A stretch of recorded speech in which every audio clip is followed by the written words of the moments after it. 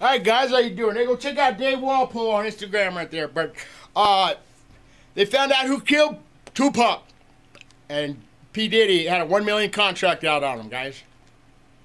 Back in 1996 from a drive-by in Las Vegas. But to this day, people don't know who killed him. But guess what? An LA cop says he may actually know who to point the finger to. Ooh, this sounds tantalizing. Let's find out. Guys, before we get into this, I want to know who's your favorite rapper. Let me know down there in the comments below. So there is a new documentary coming out called Murder Rap, and it's going to focus primarily on Tupac's murder. And of course, Biggie Smalls, which happened like a few months later. Now, just so you guys know, a lot of people are still wondering to this day who killed him because the police have never officially charged anybody for the murder. But there is a cop named Detective Greg Canding, and he has a suggestion. First of all, Canding was one of the guys that was in the investigations from the very beginning. Now, Greg was under the impression that a Crips gang member by the name of Dwayne Keith D. Davis was the guy who shot Tupac. And in this This right here is the Greg Cadet, is a former LAPD assigned to solve the homicide of Tupac and Biggie Smalls.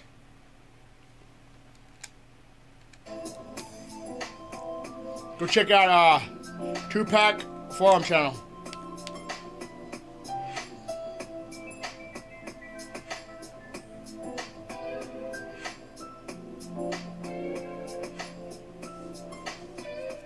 First of all, thanks a lot for taking the time to do an interview with TupacForum.com. Go check it out. Thanks for having me. I know we've spoken before, but I always enjoy the interview, so thank you. Today, it's 18 years ago that Tupac was shot in Las Vegas. What is your view on what happened that night and why he was shot? 18 years, a long time, isn't it? Well, the explanation is relatively simple. The Southside Crips, from Compton, were in Las Vegas to see the fight and the party, as was Suge and Tupac and other death row people, and also members of the Mob Piru. Now, they're all out there to see the fight and party and the chase girls or whatever. But a couple of the Southside Crips had gotten into a squabble with a couple of guys from the Mob Piru before the Tyson fight had even started. And, so Suge had supposedly told these guys from the Southsiders, hey, we're untouchable, and the Southsider replies, oh, that's bullshit, you can be touched.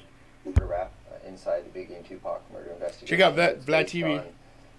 The 2011 book that I published, Murder Rap, and it's like the book on steroids. It has all kinds of audio interviews and documents that we couldn't put in the book, and it basically tells the entire story of what took place in these murders. Okay. Now, there has been multiple books about these murders, and it seems like there's been a number of I believe, LAPD investigators that after they retired, they went and released books. Are you familiar with what I'm talking about?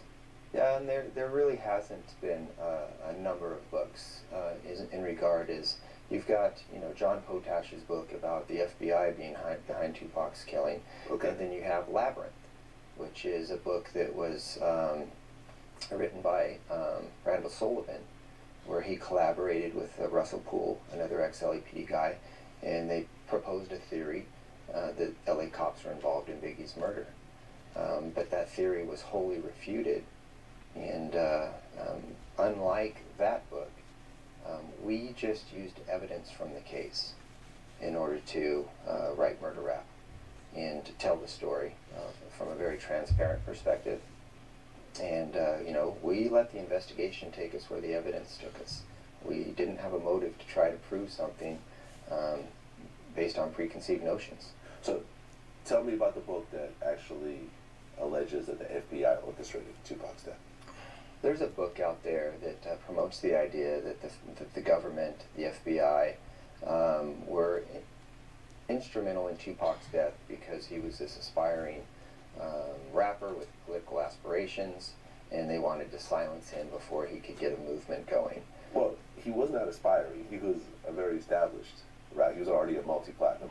He was probably the biggest rapper in the world at that point. Yeah. And he did come from a Black Panther background. Correct.